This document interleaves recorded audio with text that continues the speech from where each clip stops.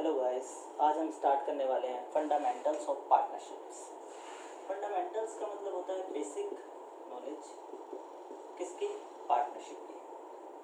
चलिए बात करते हैं पार्टनरशिप क्या है। सीधे साधे शब्दों में समझे पार्टनरशिप का मतलब, तो पार्टनरशिप का मतलब है जब दो या दो से ज़्यादा व्यक्ति, मिनिमम दो होना जरूरी है, दो से ज़्यादा कितने भी हों फर्क नहीं पड़ता, जब दो या दो से ज़्यादा व्यक्ति मिलकर किसी बिजनेस को करते हैं और वो बिजनेस उनके द्वारा प्रॉफिट कमाने के मकसद से किया जाए और वो प्रॉफिट उन लोगों द्वारा आपस में बांट लिया जाए, डिस्ट्रीब्यूट कर लिया जाए, तो हम इसे कहते हैं पार्टनरशिप। तो पार्टनरशिप की बेसिक कंडीशंस की बात करें तो दो या दो से ज़्यादा लोग होने चाहिए, उनके बीच में कोई बिजनेस होना चाहिए, वो बिजनेस उन लोगों द्वारा आपस में बांटा जाए और उससे कमाया गया जो भी प्रॉफिट है वो उन लोगों द्वारा आपस में डिस्ट्रीब्यूट किया जाए। ये कहलाता है पार्टनरशिप। पार्टनरशिप का जो एक्ट बनाया गया था वो बनाया गया था 1932 में। उसके बाद समय समय पर अमेंडमेंट होती रही जरूरत के हिसाब से। पार्टनरशिप एक्ट 12th क्लास के सिलेबस में पूरा नहीं है, कुछ छोटी छोटी बातें हैं पार्टनरशिप एक्ट से जुड़ी हुई। आइए उन कुछ छोटी छोटी बातों के बारे में बात करते हैं। तो पार्टनरशिप का मतलब दो या दो से ज़्यादा लोग मिलकर किसी बिजनेस को करते हैं और फिर वो बिजनेस प्रॉफिट कमाने के मकसद से किया जाए और वो प्रॉफिट उन लोगों द्वारा आपस में बांट लिया जाए। अब पार्टनर्स हैं और उनके बीच में पार्टनरशिप है, तो पार्टनरशिप को बनाए रखने के लिए एक एग्रीमेंट बनाया जाता है उन लोगों के बीच में, जिसे कहा जाता है पार्टनरशिप डीड। पार्टनरशिप डीड एक ऐसा एग्रीमेंट होता है जो पार्टनर्स के बीच की टर्म्स और कंडीशंस को बताता है। अगर ये पार्टनरशिप एग्रीमेंट, इनकी पार्टनरशिप डीड रिटर्न में हो तो अच्छा है। हम इस पार्टनरशिप डीड को रिटर्न के साथ ओरली भी बना सकते हैं, पर बेहतर ये होगा कि हम इसे रिटर्न में बनाएं। बाद में कोई मतभेद उत्पन्न होता है तो रिटर्न में एज ए एविडेंस हम इसे रख सकते हैं, एज ए शो कर सकते हैं। पार्टनरशिप डीड में होता क्या क्या है? पार्टनरशिप डीड के अंदर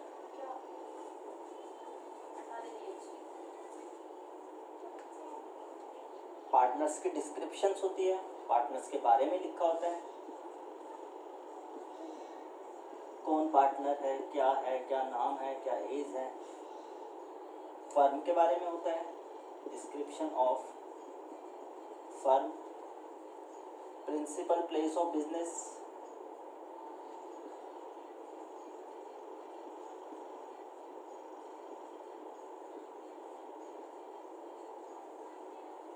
nature of business, commencement of business, partnership कब से शुरू हो रही है, इनकी कैपिटल कंट्रीब्यूशन, ये कुछ छोटी छोटी बातें डीड के अंदर लिखी होती हैं। थ्योरेटिकल पॉइंट ऑफ व्यू से थोड़ी सी खास है।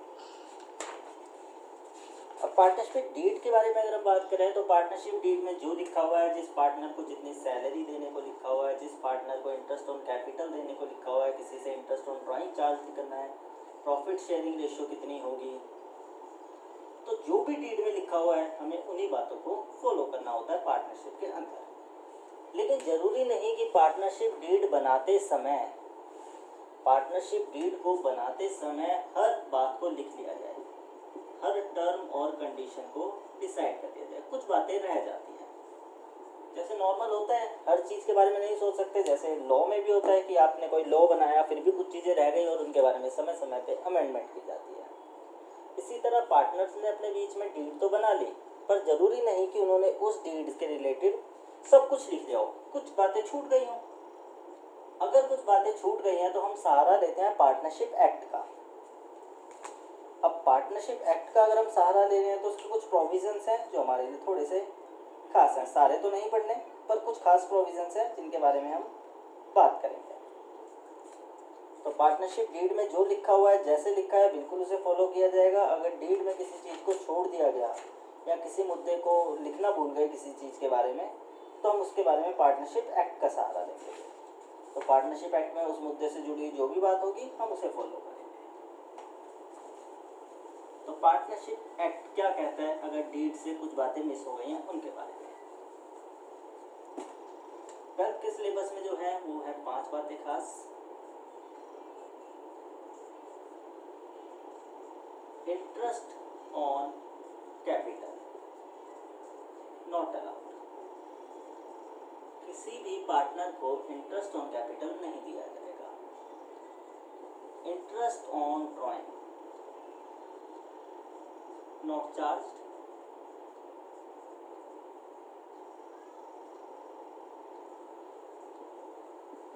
Salary to a partner not allowed. Interest on partner loan, अगर किसी पार्टनर ने बिजनेस को लोन दे रखा है तो उसके ऊपर 6% पर एनम के हिसाब से इंटरेस्ट दिया जाएगा। और प्रॉफिट डिस्ट्रीब्यूशन, प्रॉफिट का डिस्ट्रीब्यूशन जो होगा वो होगा इक्वली। अगर पार्टनरशिप डीड में इन मुद्दों के बारे में कुछ लिखा हुआ है तो जो लिखा है वही होगा। अगर डीड इन पॉइंट्स को बारे में कुछ नहीं कहती है, इन बातों से रिलेटेड वो साइलेंट है, कुछ लिखा ही नहीं इनके बारे में, तो हम इन 5 बातों पर फोकस करेंगे। Interest on capital not allowed, interest on drawing not charge, salary to partner not allowed, interest on partner loan 6% per annum, और प्रॉफिट डिस्ट्रीब्यूशन होगा पार्टनर्स के बीच में इक्वल।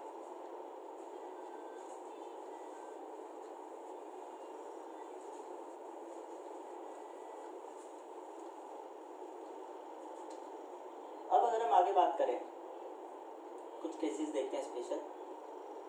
जैसे एग्जांपल लेते हैं, ए बी सी 3 पार्टनर्स हैं। ए और बी चाहते हैं कि डी को एक नया पार्टनर बनाया जाए, एज ए न्यू पार्टनर इसे एडमिट किया जाए। सी चाहता है कि हम इसे न्यू पार्टनर ना बनाएं। ए और बी ने कहा डी को न्यू पार्टनर एडमिट करिए, सी ने कहा नहीं। तो इस केस में हम डी को न्यू पार्टनर नहीं बना सकते। तो जब भी कोई नया पार्टनर बिजनेस में आना चाहता है तो उसके लिए कंडीशन होती है ऑल पार्टनर कंसेंट, सभी पार्टनर्स का तैयार होना या राजी होना जरूरी है। अगर सभी पार्टनर तैयार हैं, राजी हैं ऐसा करने के लिए तो हम उसे नया पार्टनर बना सकते हैं, अदरवाइज हम उसे नया पार्टनर नहीं बना सकते हैं।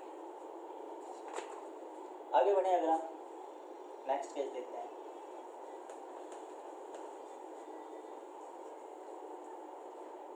डी का एक सप्लायर है, ये चाहते हैं कि हम डी से गुड्स खरीदें, दोनों के दोनों,